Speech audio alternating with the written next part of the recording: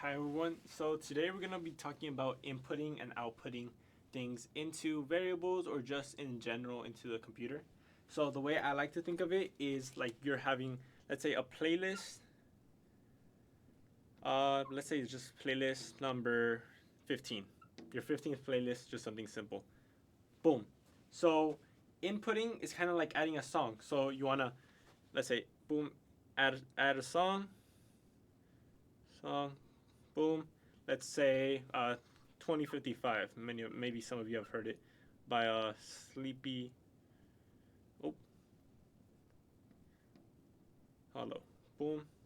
There. That's your input, and an output or a print statement is kind of like going into that playlist and seeing what the name was. Maybe someone asked you, "Hey, what's the name of that song you were listening to?" Oh, let me go into my playlist, print, or not that, not right now, but just say, "Oh, yeah, it's a 2055.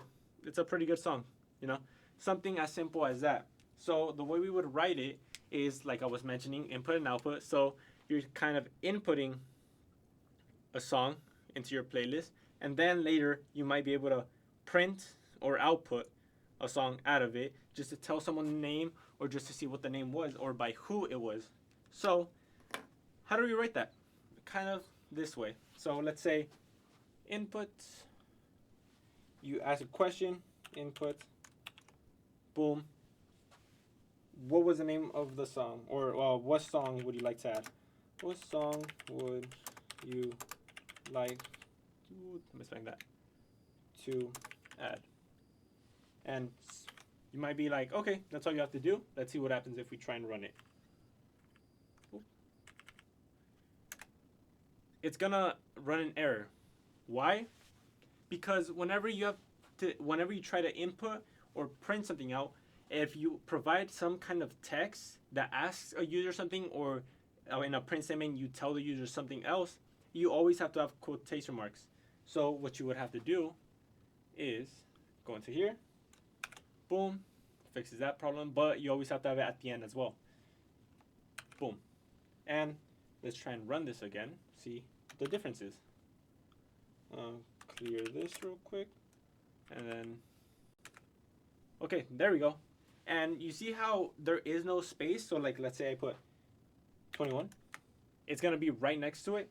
You can either tab when you go into the input. So for this case, do this, tab 21, fixes it. Or you can not even have to deal with that by, let me show you, just clear this, just adding a little space after you ask the user for an input. Boom.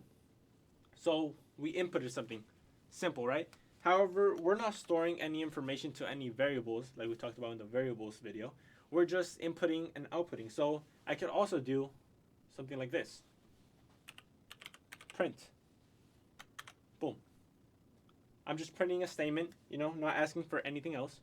So I just do printed the statement, asking a question, but not asking for anything else.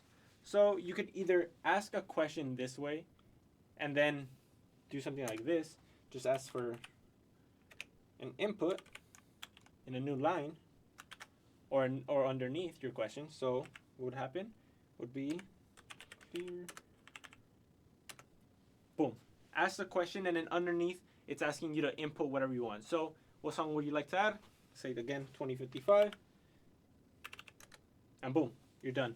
You're not storing anything. You're not dealing with having to call variables again, not yet at least.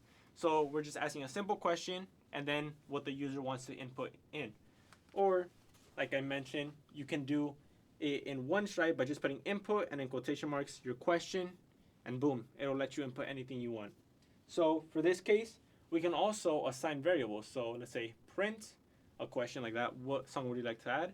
Let's say I want to sort my variables, so song name, boom, input, Control S, clear, boom, 20. Nothing happens as well. But now something that the computer did was store that song name as song name, the variable name. So whenever you read in an input into a variable, it's always going to read it as a string because that's what you inputted, a string. Even though I put in numbers, it's going to read it as a string. I could, however, do something like this, enter, and then int song name. Boom. There. I converted the song name into an integer that I could later use to manipulate however I want to. If I want to add, subtract, we'll get into that a bit more in the future, but these are just simple inputs and outputs. So let's say I wanted to say, oh, that's a good song. I would say print, then in quotation marks, I heard that.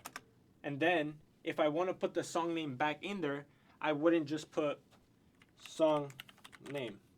If I do that, let's see what happens. I heard that song name is a good song. So let's leave it at that. Boom. Let's see how it works. What song would you like to add? 2035. So it didn't give us the song name that we wanted to put. It just gave us back the variable name. The reason being, whenever you want to get back that variable and put it into a print out statement, you're going to have to kind of manipulate the way you write the text. So in this case, you'd have to put quotation marks at the end. And then, give me a sec. Add. You'd have to add it. When you add strings, you just put plus, something like this. So I heard that in quotation marks, which is what you're telling the computer to write back. And then the variable name, you add it. No quotation marks needed. Then just add.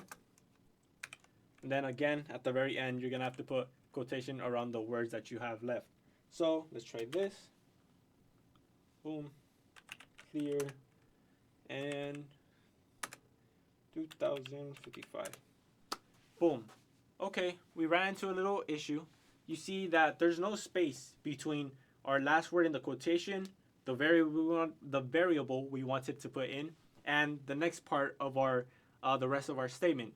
The reason being, printing out is kind of sensitive to what we talked about, white space. So what you want to do whenever you print out statements, and there's a variable that you need to put somewhere in the middle, you will go up here. Before you put the last quotation mark, just put a space. That's simple. Boom, boom. Now, when we go over here, let me see, actually. When we go over here to try and print it, boom. Boom, and 2035. Got rid of that issue. Nice and easy. Now we're done. So now we were able to input print a question, input a statement from the user, a song name, and we printed out a little statement with that variable that we had saved as a song name, and then everything else. So, like I said, kind of like putting a song into a playlist. You add a song, your input, and then when someone asks for the song name, you give it to them. That's your output or your print. It's that simple. Later on, we'll figure out how to manipulate kind of whatever a user puts in, maybe do some addition, some subtracting. But for now, these are just simple ways to print whatever you want, input things into a variable, and then print them back out. I hope you guys enjoyed.